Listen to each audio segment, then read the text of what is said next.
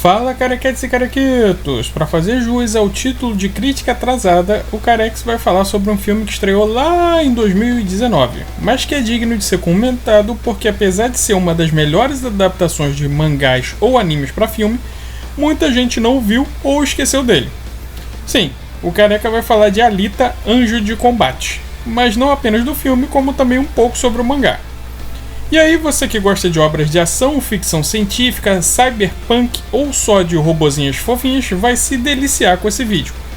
Então puxa a cadeira aí, dá um like, se inscreve e clica no sininho que na volta da vinheta vai ter muito biquinho. Vai!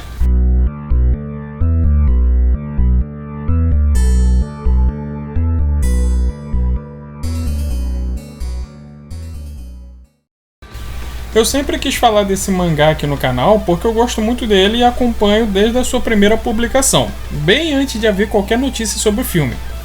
Em Gun Hyper Future Vision, que é o nome original de Alita Battle Angel, nós vemos as lutas da protagonista ciborgue Alita, que se chama Gally no original, as aventuras dela para descobrir seu passado e defender seus amigos.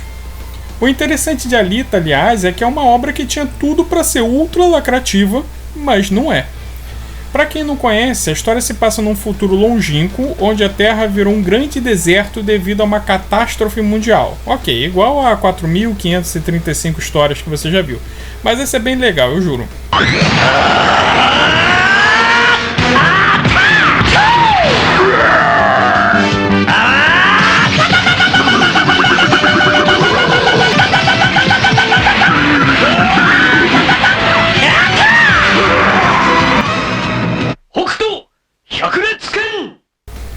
As pessoas que vivem na cidade da Sucata sobrevivem com o lixo que é jogado da cidade flutuante Zalen, que fica em cima deles.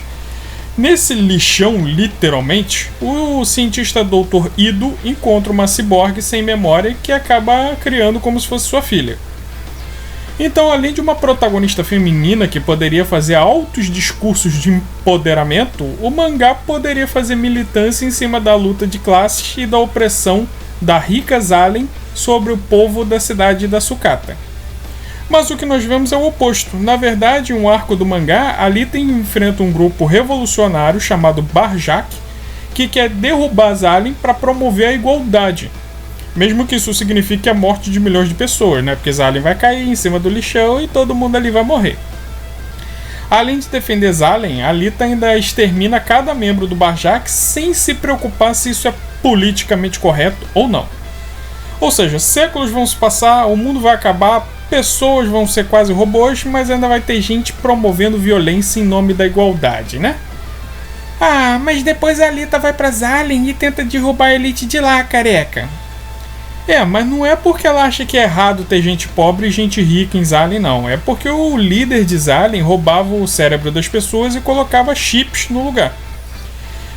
Isso se você levar em conta o mangá Last Order, né? Porque o original tem um final que se passa em Zalen, mas o Last Order simplesmente ignora esse final e escreve uma outra história. Mais ou menos o que o Dragon Ball Super fez com o Z.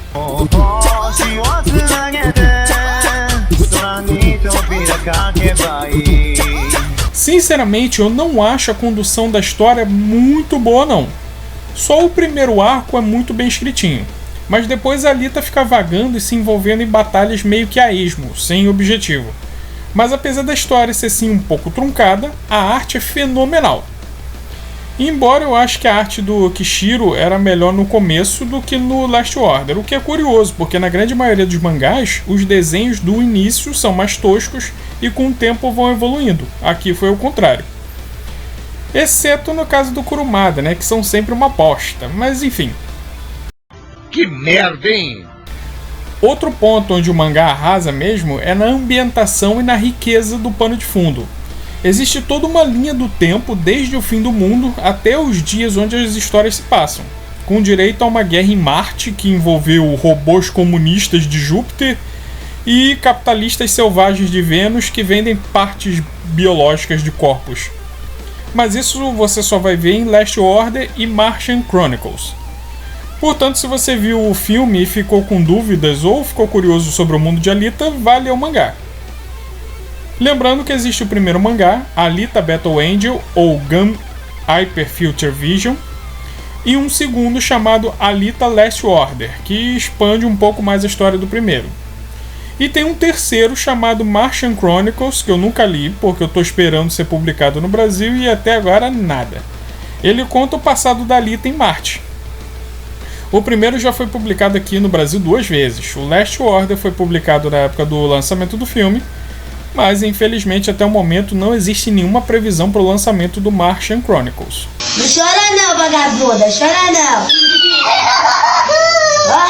Existe também um anime que conta o primeiro arco do mangá. Infelizmente ele só tem 2 episódios, porque o Yukito Kishiro ele nunca conseguiu entrar em um acordo satisfatório com nenhuma produtora para a produção de uma série inteira, infelizmente. Ai, Yukito. E aí você vê que tem anime de briga de supermercado, de cozinha, de galo que luta, e não tem Dalita. E o filme, careca? Você não ia falar do filme? Bom, visualmente o filme da Alita é perfeito. A cidade da sucata, chamada aqui de Iron City, parece que pulou das páginas do mangá direto pro filme. Talvez um pouco mais alegre se comparada com o original, mas ok. Mas o laboratório do Ido, a entrada da Factory, o estádio de motorball, o bar Kansas, tudo tá muito perfeito. Visualmente, essa é a adaptação de anime mais fiel que eu já vi. A Alita tá uma gracinha, mesmo com aquele olho de alienígena Grey. E lembra muito a Gali Alita do original. O Edward Norton também ficou muito bom como Dr. Nova, mas infelizmente ele só aparece por uns 5 segundos. Aliás, eu nem sei como ele aceitou esse papel, visto que ele tem uma fama de ser extremamente chato.